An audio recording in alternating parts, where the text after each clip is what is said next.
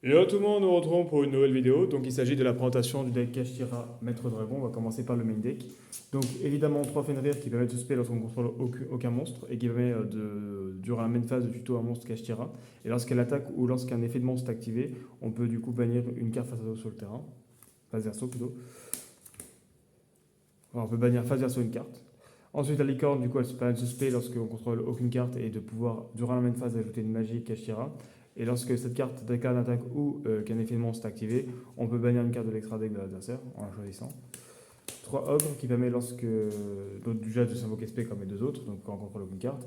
Et lorsqu'on attaque ou lorsqu'un effet de monstre est activé, de pouvoir regarder les 5 cartes poursuivies du deck de l'adversaire, d'en bannir une, phase verso.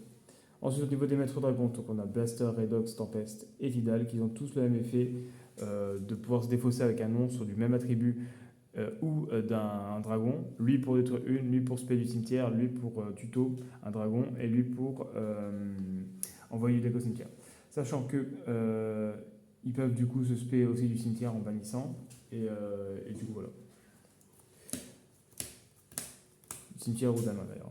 Ensuite, Burner, Rectan, Lightning et Stream qui ont le même effet aussi de défausser un monstre dragon ou un monstre du même attribut qu'eux pour invoquer SP un des 4 depuis le deck. Sachant que les 4 quand ils sont bannis, ils peuvent du coup tuto eux, donc c'est intéressant. Ensuite, 3 Radiant, 3 Cumulus qui permettent du coup de faire un Kaiju sur le terrain adversaire et en plus en SP1 vu qu'on a un Kaiju sur le terrain adverse et ça permet d'avoir un niveau 7 en plus. Ensuite, la Sonnerie du Tonnerre qui permet de se spell en perdant 3000 points de vie, donc ça fait un niveau 7.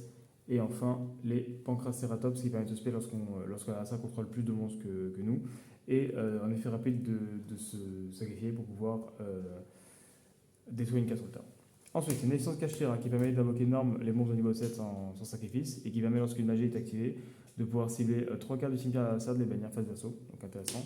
Ensuite, la planète qui permet de tuto, simplement. L'épée qui permet de bannir pour pouvoir draw 2. Monster Reborn classique pour spé. Changement de cœur parce que du coup, si on a que un kaiju, on peut le récupérer. Et le pot d'avarice pour essayer de récupérer un peu toutes les cartes qu'on a besoin. Au niveau de l'extra deck, donc on a évidemment 3 Shangri-La qui permet en stand-by de pouvoir spé un Kashtira et lorsqu'un effet de Kashtira est activé, de pouvoir bannir une carte, enfin une zone de l'adversaire verso, enfin une zone de l'adversaire simplement. Ensuite, 3 Dracosa qui permettent de faire 2 tokens. Tant qu'il y a des tokens sur le terrain, ces cartes ne peuvent ni tout combat ni par effet de carte. Et une fois par tour, on peut envoyer un token au cimetière, enfin sacrifier un token. Puis s'il y a une carte sur le terrain, on exclut la sub. Le numéro 28 qui permet de spé lorsqu'on contrôle aucun monstre, pas d'attaquer directement plutôt. Le dragon Anétis Éternel qui sert surtout à avoir 3000 attaques et qui permet aussi de pouvoir, si vraiment sur Sato, sur l'attaque de gagner la moitié de l'attaque actuelle et en plus on gagne l'attaque perdue, donc ça permet de gérer des gros tons. Ensuite, le quantique qui permet du coup de cibler un monstre à effet sur le terrain et d'annuler ses effets. Le Lucky Strike qui permet de faire un truc assez intéressant, donc on peut lancer les dés.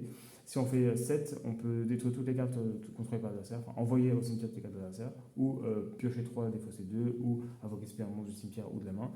Et sinon, si on fait pas 7, du coup, elle gagne l'attaque égale, même si on fait 7 d'ailleurs, elle gagne l'attaque égale au dé le plus haut x 700. Donc c'est toujours intéressant. Le Big Ace qui permet de détacher un pour prendre le contrôle d'un monstre. Et évidemment, plein de tokens qui servent pour les logs de Shangri-La. Donc on va faire des exemples demain. Donc on est plutôt sur des go first. Hein.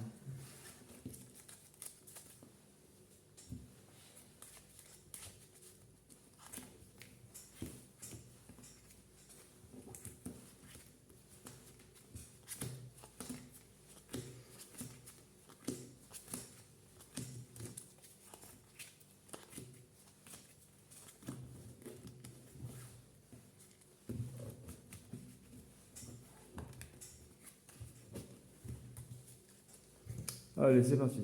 Du coup,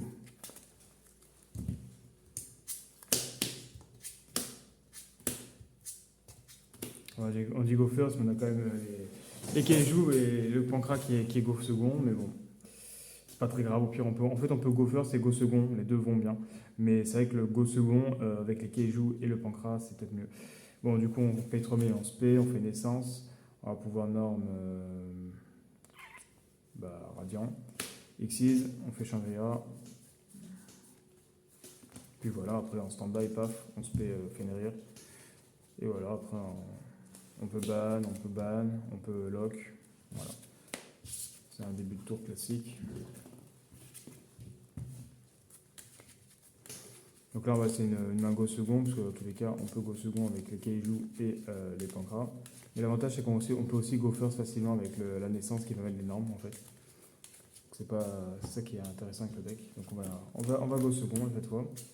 Tac, let's go. Donc on fait la planète, on va tuto. On va récupérer les cornes. Ah, ils ont aussi un buff d'attaque, il me semble. 100 points d'attaque pour chaque tête de différence sur le terrain. Si chaque virage contrôle l'action en effet, ou possible une carte sur le terrain, donc c'est là. Intéressant. Du coup, donc là, on a activé le terrain. Alors, on peut s'amuser aussi à faire ça. On banne, on va draw 2. Ouf, ouais. Bon. Du coup, on peut spé. On peut imaginer qu'il a un peu plus de monstres que nous. On peut spé lui. Ensuite, on peut activer ça, qui permet du coup de normes. On peut faire les deux effets d'ailleurs. On peut tuto une licorne et une autre naissance au cas où. Parce que on a déjà deux planètes. Donc ça ne servira pas grand chose de tuto encore. Et après, on a plusieurs choix. Donc, on peut faire des Xyz variés selon la terre adverse. Un Big Ace pour prendre le contrôle. Un Lucky Strike si on a envie de jouer fun pour pouvoir péter une carte. Enfin, pour péter tout le terrain adverse. Tout va dépendre du terrain adverse, Tarkosak ou simplement Shangri-La. Voilà, on fait Shangri-La avec licorne et ça, et paf, on grosse après, et puis on fait plein d'effets. Donc voilà, donc j'espère que la vidéo vous a plu. Je vous invite à aller dans mes autres vidéos et à vous abonner. Et à la prochaine pour votre vidéo.